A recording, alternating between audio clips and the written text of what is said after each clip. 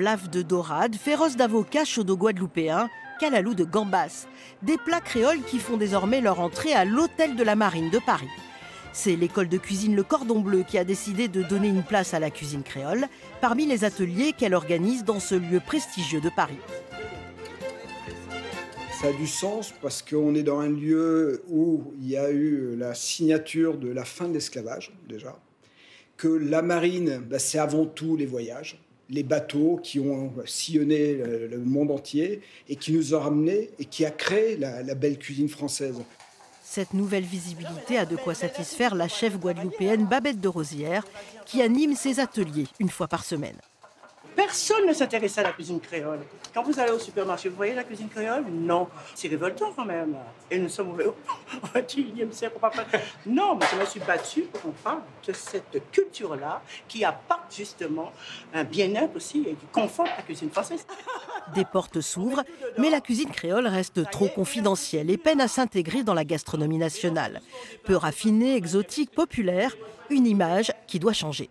Les acras, le boudin, on aime bien garder ce petit côté, on est un peu en dilettante, on peut être cool à la plage, les pieds dans l'eau, mais en même temps, on peut avoir ce côté aussi très gastronomique avec des produits haut de gamme, de très grande qualité. Et cette image, on a du mal à la faire se modifier dans l'inconscient en fait de la population. La cuisine créole peut-elle devenir une cuisine gastronomique? Oui, si on en croit le chef Jean-Rony Le Riche, qui vient d'ouvrir son restaurant dans le 8e arrondissement de Paris.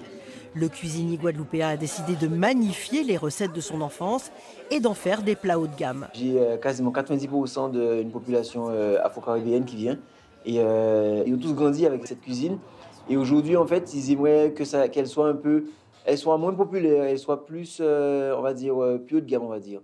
Et donc, du coup, qu'on ait plus de diversifié, qu'on puisse voyager comme cette cuisine. La cuisine créole évolue et ce n'est pas le chef doublement étoilé Marcel Ravin qui dira le contraire. En 2015, le chef martiniquais obtenait sa première étoile en imposant dans un grand palace de Monaco une cuisine influencée par les Caraïbes. Nous avons une culture gastronomique. Elle n'est pas assez mise en avant, c'est vrai. C'est vrai que dans les Caraïbes, on ne voit aucun guide. Il existe aussi dans la Caraïbe de très très bons restaurants et des jeunes aussi talentueux. Des chefs de talent aux Antilles qui contribuent à élever au plus haut la gastronomie créole. À l'image d'Hervé Tamar, médaille d'argent du Best of Gastronomie 2023, ou de Jimmy Bibrac, dont les saveurs créoles se dégustent dans les avions d'une compagnie aérienne.